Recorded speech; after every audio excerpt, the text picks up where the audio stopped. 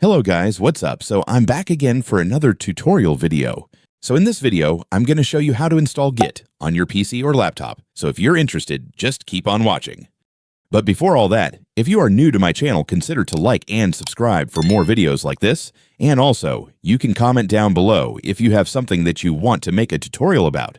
So without further ado, let's start the tutorial. So to install Git on your PC or laptop, it's actually pretty easy. Just follow what I'm going to do.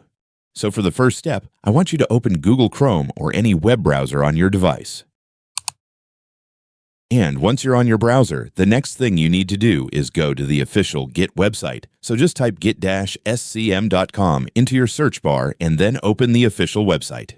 Make sure to enter this URL correctly so you will be directed to the real legit site and not the fake ones. And once you're on the website, you should immediately see a download button for Git based on your operating system. In my case, it's Windows, so just click this. And after clicking that, you'll now be taken to the Git download page.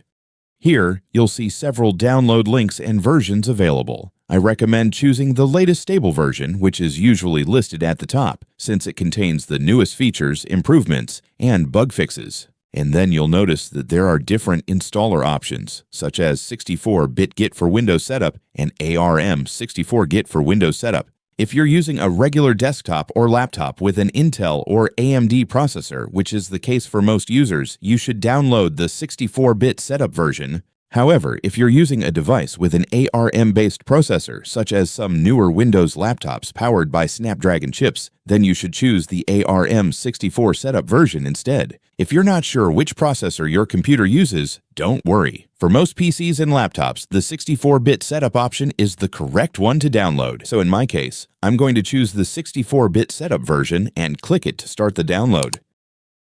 And after that, the Git installer will start downloading. Just wait for the download to finish. Once it's finished, open the installer file to begin the installation process. And then right here, just click Next.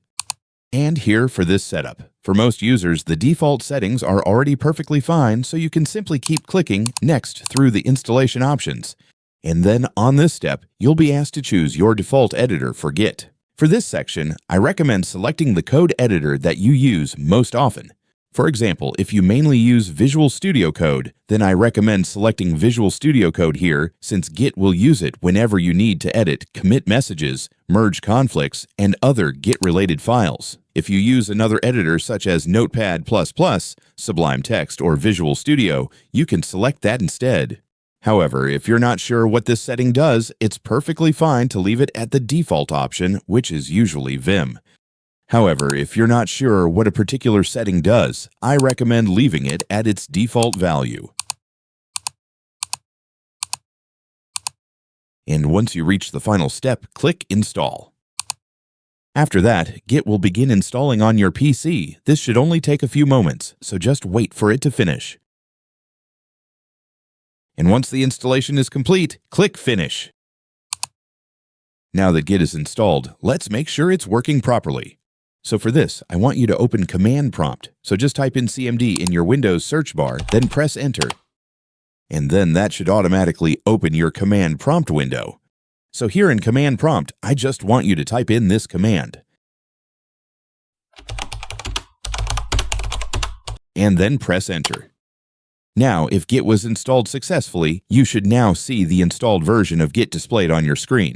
If you don't see the version number and instead get an error message saying that the Git command is not recognized, then it's likely that Git was not installed properly or the installation process was interrupted. In that case, I recommend closing the terminal, reinstalling Git, and making sure that you complete all of the installation steps correctly. Or you can also try restarting your computer after installing Git, since sometimes the system needs a restart before it recognizes newly installed programs.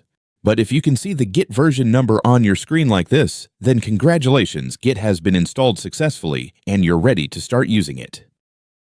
And so that's just how you do it, guys. Now that you've watched this video, you can now do it yourself. So that concludes for our tutorial video for today. Thanks for watching. Goodbye.